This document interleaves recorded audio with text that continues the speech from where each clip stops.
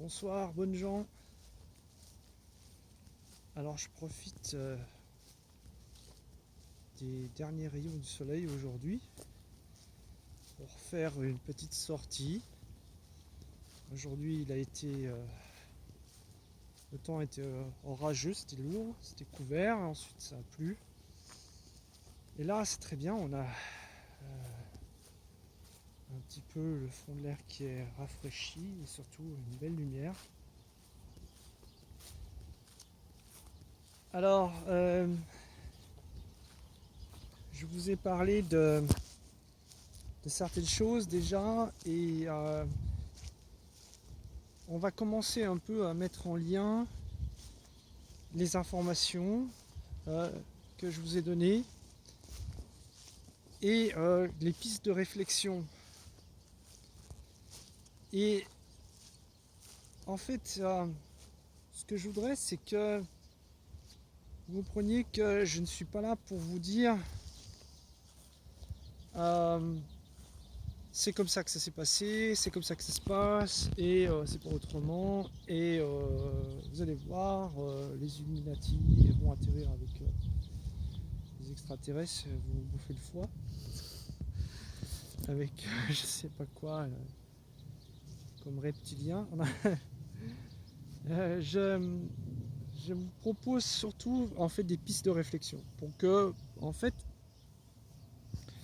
encore une fois, moi, je suis assez, comment dire, épaté par les théories bayésiennes, c'est-à-dire qu'en fait, au lieu d'essayer de déterminer de façon complètement fixe les choses par elles-mêmes, de toujours laisser une chance au hasard. Et même en fait dans les statistiques bayésiennes, dans les calculs bayésiens, en fait il s'agit dès le départ de se lancer, de parier sur une version ou sur une autre, au risque de se tromper complètement en fait. Donc c'est ça ce qu'on reprochait à Bayes, c'est sa méthode. Mais le fait de parier, ça vous engage, hein, et on prend en compte les a priori. Alors que dans des méthodes qui sont plus rationnelles, dira-t-on, eh bien, on fait comme si ces a priori n'existaient pas, alors que, bien entendu, ils existent. Bien entendu que tout le monde a des a priori. Voilà, je me mets un peu à l'ombre du soleil, parce que je vais pas avoir le soleil dans la tête. Bref. Alors, voilà, en fait, ce que je suggère. Nous avons une situation qui est complexe, on est d'accord, hein. La complexité, c'est le fait d'avoir d'abord une pandémie mondiale. Ce qui veut dire que nous n'avons pas uniquement une seule situation dans un seul pays, ou même un seul continent, mais que cette situation évolue d'abord avec le temps, et ensuite elle diffère selon les pays, et elle concerne tous les pays du monde, l'essentiel. Ça, c'est la première chose. La deuxième chose, je regarde, j'ai des trucs sur les pattes. La deuxième chose, c'est que, en fait, on croit savoir, disons que les informations qu'on a, sont que cette pandémie est partie de la Chine. Ensuite, on nous a dit que probablement, selon l'analyse génétique du virus qu'on a trouvé, eh bien, on pense que, en tout cas, il est très apparenté à un virus qui serait présent chez les chauves-souris. Il y a plusieurs souches de coronavirus, et notamment plusieurs souches de coronavirus qui sont portées par les chauves-souris. Chauves-souris, il y a beaucoup de chauves-souris, notamment en Asie du Sud-Est, il y en a des milliards. Ensuite, que nous a-t-on dit? On nous a dit que il y a plusieurs souches de coronavirus qui sont présentes même chez l'homme, mais la plupart de ces souches ne font quasiment pas de conséquences sur l'homme, ou déclenchent un rhume, un gros rhume parfois, un rhume, et puis ça va. Tandis que celui-là, il a un développement particulier. Donc, on peut déjà en tirer une conclusion, et c'est un pari qu'on fait, c'est qu'a priori, il semble que ce virus soit nouveau pour l'espèce humaine. S'il n'était pas nouveau, l'homme se serait adapté à ce virus, aurait eu le temps de s'adapter de génération en génération, de transmettre les défenses immunitaires requises, et puis on serait mieux armé contre ce coronavirus, ce qui n'est pas le cas. Mais ça, c'est une hypothèse. Il peut y avoir d'autres hypothèses, c'est celle que je formule, et pour l'instant, je dirais, a priori, je mets, disons, 75% de chance sur cette version. Peut-être que je suis trop généreux, mais bon. 25% de chance, eh bien, ça peut être autre chose, tout simplement parce que ce virus a une clé d'entrée qui est différente et qui est plus, comment dire, propice à déclencher des maladies graves, je me gratte les jambes, sur les êtres humains. Bon, voilà. Et finalement, personne ne saurait pourquoi. Ensuite, je vous ai raconté l'histoire du cui bono. Si vous vous souvenez, c'était Cicéron, pendant sa première affaire qu'il a eu à défendre au Sénat, eh bien, il a défendu un citoyen romain que l'on accusait de patricide. Et le patricide, c'est le crime le plus horrible qu'on puisse imaginer dans la société romaine. Et bien entendu, ce Roscius, Sextius Roscius, était menacé de mort, de peine de mort. Eh bien, il l'a sauvé de la condamnation à mort parce qu'il a réussi à prouver qu'il y avait une personne qui tirait les ficelles derrière tout ça. D'abord, il l'a disculpé avec ce qu'on appelle un alibi. Pendant le moment du crime, eh bien, ce Sextius Roscius n'était pas présent sur les lieux du crime. Donc, alibi. Et ensuite, on a présenté Cicéron a présenté le portrait d'un personnage qui, lui, avait tout intérêt à gagner de ce crime contre le père. Et effectivement, donc, c'est une personne qui s'est enrichie. C'est là où on a la fameuse phrase qui a été posée: à qui profite le crime, cui bono.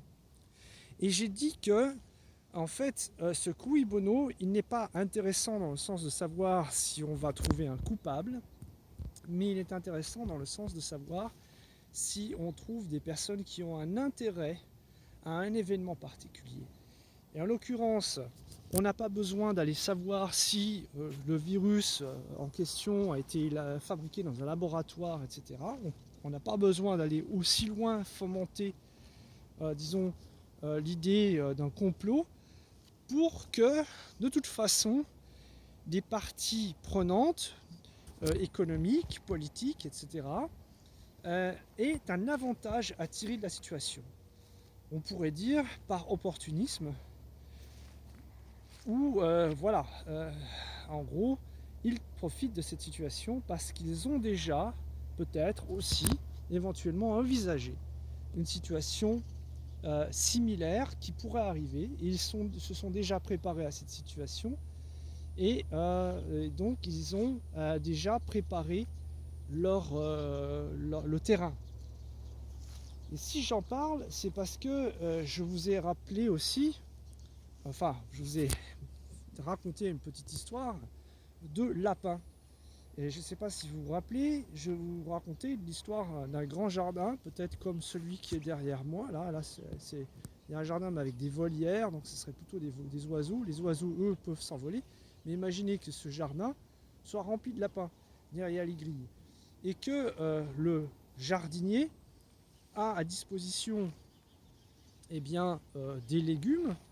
On voit là qu'il y a du maïs et d'autres du tournesol et d'autres légumes, et que ce monsieur se rende compte que ces lapins sont en train de se reproduire à vitesse grand V. La question qui se pose, c'est il a plusieurs options. Il peut dire moi je vais agrandir mon jardin ou je vais acheter des denrées à l'extérieur pour alimenter plus de lapins, donc plus de nourriture. Ou alors l'inverse, s'il ne peut pas le faire, il va être tenté de limiter la multiplication de ces lapins. Il va peut-être empêcher par exemple les mâles de rencontrer les femelles ou passer carrément à la stérilisation, à la castration de certains lapins en sélectionnant, en gardant ceux qu'il préfère pour la reproduction, donc les meilleurs, ceux qu'il juge les plus beaux, etc.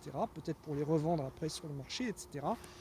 Et donc on fait de l'eugénisme. Et je vous ai dit qu'il y a chez les êtres humains, il y a un courant eugéniste qui remonte pas seulement, mais il y a eu un philosophe anglais, économiste anglais du 19e siècle qui s'appelait Malthus et qui a théorisé cette histoire. À l'époque, il s'agissait de contenir les vagues migratoires. Cette fois-ci, on parlait de migration rurale et notamment donc tous les gens qui étaient pauvres des pays, des campagnes, qui venaient dans les grandes villes à cause de la révolution industrielle et qui s'installaient dans des taudis qui étaient insalubres et qui n'avaient pas conscience avec un taux de reproduction, on va dire, ils avaient l'habitude d'avoir beaucoup d'enfants parce qu'à la campagne, plus vous avez d'enfants pour aider dans les champs, surtout à une époque où l'école n'était pas obligatoire, mieux ça valait, ça faisait plus de main d'œuvre gratuite. Donc on faisait beaucoup d'enfants. Moi j'ai souvenir que dans ma famille, ma grand-mère qui est née dans un petit village de Tarentaise, ils étaient avec deux fratries différentes, donc de deux mères différentes, mais 13 enfants. Mon beau-père, ils étaient aussi 13 enfants. Mon grand-père, ils étaient 8 enfants. Vous voyez, c'était des familles nombreuses à l'époque et qui vivaient dans la ruralité. Mais imaginons une situation où vous êtes dans la révolution industrielle et beaucoup, par exemple, de paysans émigrent vers les villes comme Londres, Manchester, etc. et s'installent là et vivent dans des conditions très très mauvaises. Malthus disait, eh bien, on va limiter la naissance, la procréation, on va pratiquer des politiques pour limiter ces naissances afin que ces prolétaires, comme il disait, ne se nuisent pas à eux-mêmes du fait qu'ils se multiplient trop. Ça, c'était Malthus. De là, on est passé au XXe siècle à des néo-malthusiens. Alors j'ai parlé de l'exemple le plus, bien sûr, connu et surtout celui qui a dans l'histoire laissé le plus de traces, c'est l'exemple de M. Himmler. Pendant les années 30, donc dans le Troisième Reich, qui a pratiqué ici en Allemagne ce qu'on appelait un programme eugéniste qui s'appelait Ahnenerbe. Il s'agissait d'entretenir la race aryenne selon ses théories et donc de pratiquer non seulement donc la multiplication, la reproduction de beaux, gros, grands jeunes hommes blonds aux yeux bleus avec des grandes jeunes femmes blondes aux yeux bleus et surtout aussi d'empêcher la reproduction d'autres personnes qui étaient considérées comme des personnes qui allaient avilir la race aryenne. Donc on avait par exemple des programmes de stérilisation systématique des handicapés mentaux. Les personnes qui étaient homosexuelles étaient considérées comme des gens avec des mœurs dépravées, donc on les mettait dans les camps, etc. Vous connaissez le reste de l'histoire, il n'y a pas besoin de vous faire un détail. Donc c'est l'exemple, bien sûr, l'historique le plus célèbre. Mais il y a d'autres exemples. Il y a par exemple aux États-Unis un mouvement eugéniste qui a été lancé par une personne qui s'appelait Margaret Sanger. Margaret Sanger est une personne qui est née d'une fratrie elle-même très nombreuse et sa mère a fait énormément de fausses couches. Elle a perdu sa mère très très jeune. Je ne sais plus combien ils étaient, je crois qu'ils étaient 19, un truc, quelque chose d'assez effrayant. Et cette dame, qui était par ailleurs assez religieuse, donc puritaine, s'est mise à préconiser aux populations pauvres des États-Unis, notamment issues de migration. Vous savez que pendant le XXe siècle, il y a eu des très fortes vagues d'immigration irlandaise par exemple et italienne. Donc de préconiser une maîtrise de la natalité, maîtrise du taux de reproduction.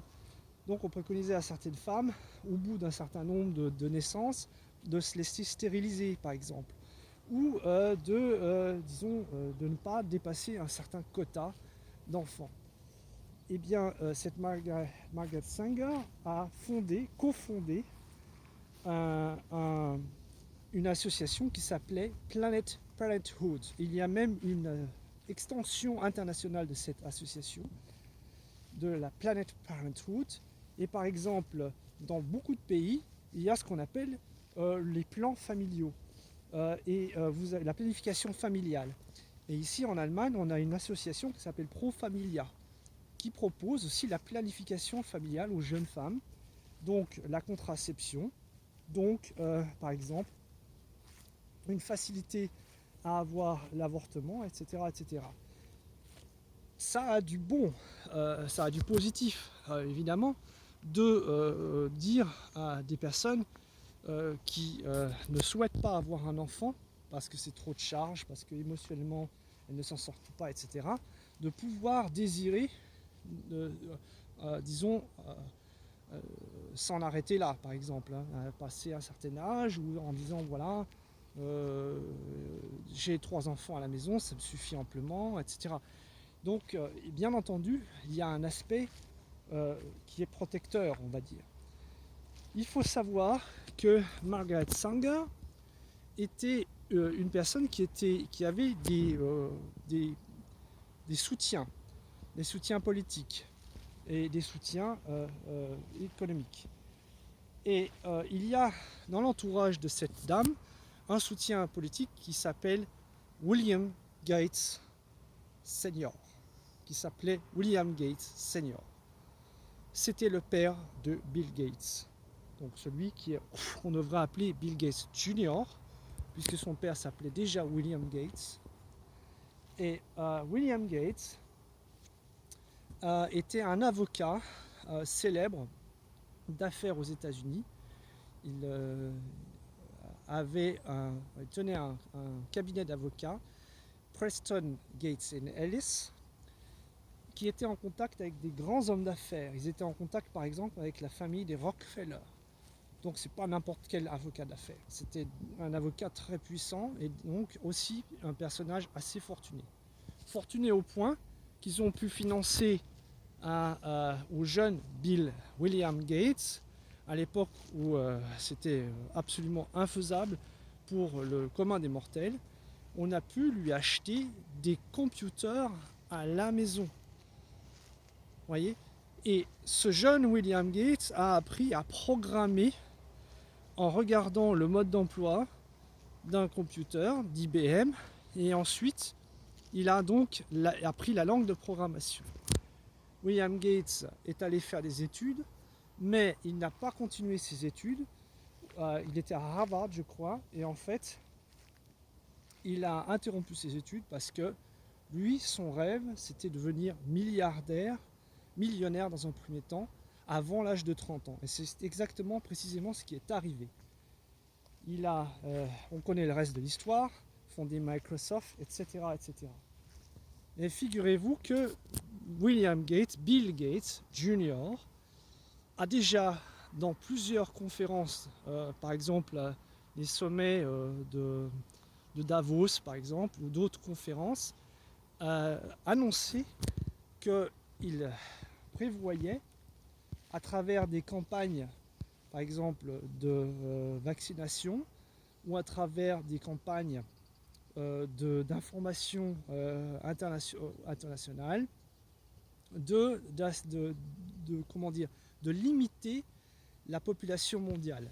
Parce que pour lui, il y a trop de monde sur la Terre et il faudrait limiter la population mondiale.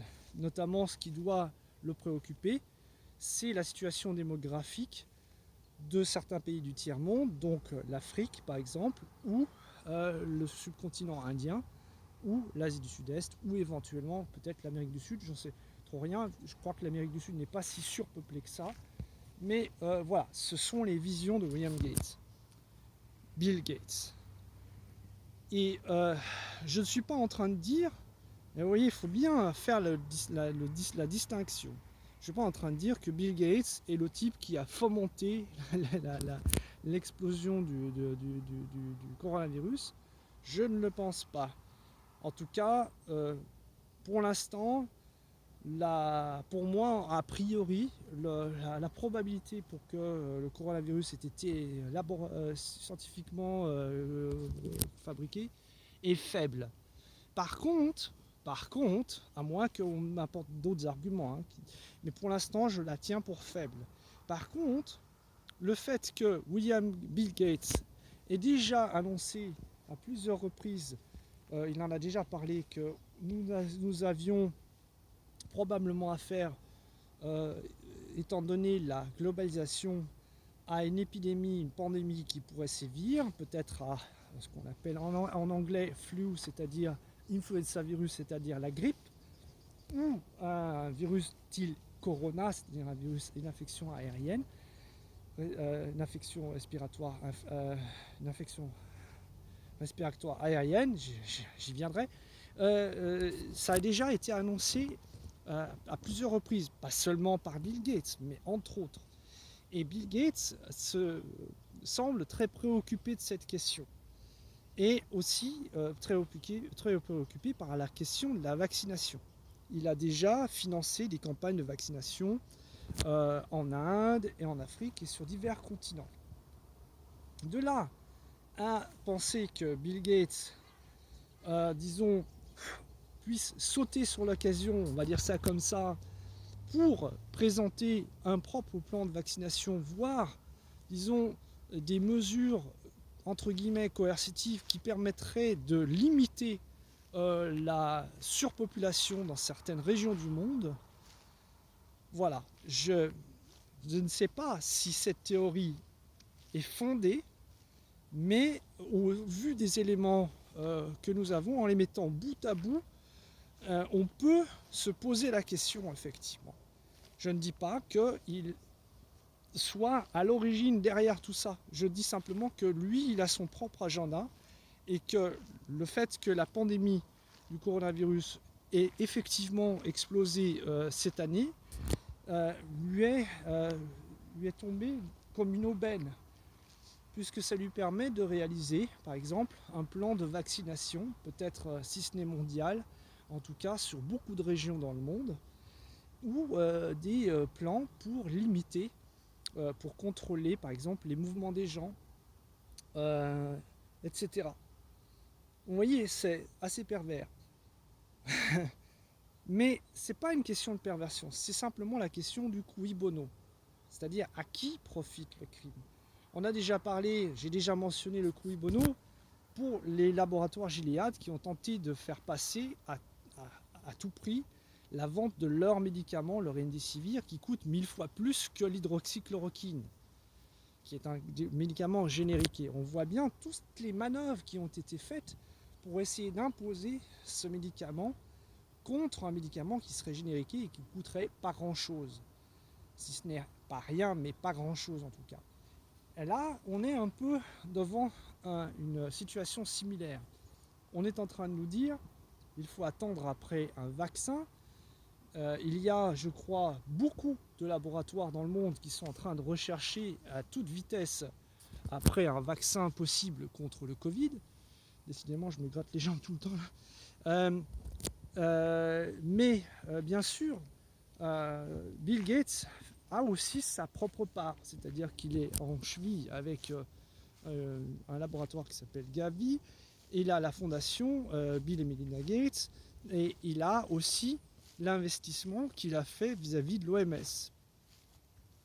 Sachant que Bill Gates a ses vues sur le monde, que c'est un personnage qui est eugéniste, qui pense véritablement que la population mondiale, si elle continue à croître comme ça, on arrivera un jour ou l'autre à une situation où on ne pourra plus étendre le jardin et il faudra commencer à penser à contrôler les naissances des lapins. Eh bien voilà, je ne suis pas en train de faire une théorie du complot parce que ce sont des faits que Bill Gates a dit lui-même. Ce sont des propos qu'il a tenus lui-même. Il n'y a pas besoin d'aller chercher là un complot. Ce sont des propos qu'il a tenus. Mais, bien entendu, la question c'est de savoir que va-t-il se passer maintenant.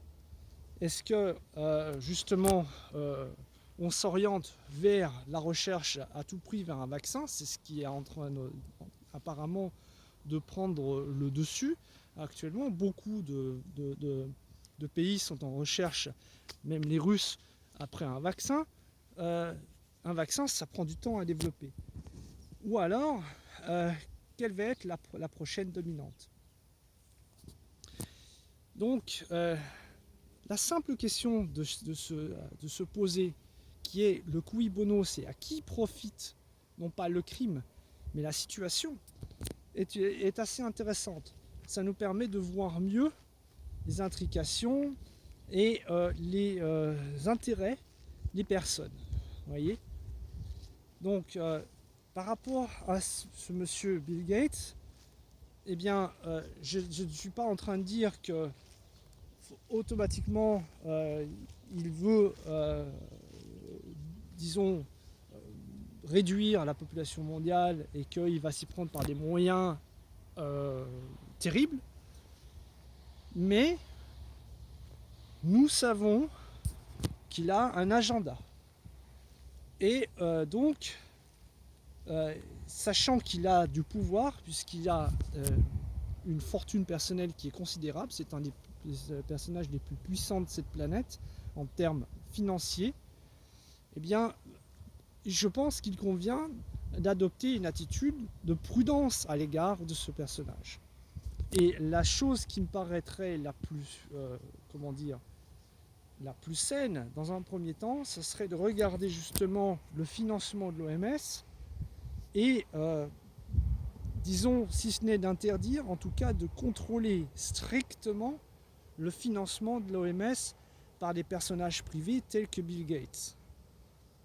Je ne dis pas qu'il faut que ce soit rendu impossible, mais je dis que ça, il faut que ce soit vraiment contrôlé très strictement, très sévèrement. Et à mon avis, un organisme comme l'OMS, qui est international, devrait être financé en premier plan par la communauté internationale. Sinon, vous aurez de toute manière un organisme qui sera donc sous l'influence d'une personne dont l'agenda personnel ne matche pas, n'est pas forcément en coïncidence avec la volonté, même politique au niveau planétaire. Alors évidemment, volonté politique au niveau planétaire, bon, c'est un mythe. Mais en tout cas, les peuples devraient avoir voix au chapitre, ce qui n'est pas le cas actuellement. Et ça peut poser beaucoup de problèmes. Vous voyez, donc je suis pas en train de vous faciliter la vie parce que je suis pas en train de vous dire les choses c'est simple, Bill Gates est derrière tout ça, et avec lui il y a les dinosaures, les reptiliens, je sais pas quoi, etc. Ça, c'est des visions qui sont simplistes. Et en simplifiant de trop la réalité ou notre vision du monde, eh bien on finit par passer à côté de plein de choses. La réalité est bien souvent beaucoup plus complexe à embrasser et donc on peut survoler des tas d'autres facteurs, d'autres paramètres qui peuvent avoir une importance considérable. Donc ce n'est pas parce que Bill Gates a son agenda qu'on a tout dit sur la question. Voyez ? Et c'est pas parce qu'il a un agenda que automatiquement on va tous être vaccinés à la Bill Gates façon avec le vaccin Moderna et qu'on sera tous pucés pour être contrôlés électroniquement. Voilà, ça c'est une option, mais c'est pas dit que ça se passe comme ça. D'ailleurs, parce que d'abord et avant tout, il y a beaucoup d'autres recherches sur un vaccin dans d'autres pays. Et toutes ne sont pas financées par Bill Gates. Donc il y a une situation qui est très complexe. Et par contre, rien ne nous empêche d'abord, de s'informer, deux, de la prudence, et trois, de se poser des questions. Et de rester, bien entendu, critique, c'est-à-dire avec du discernement. Le verbe critique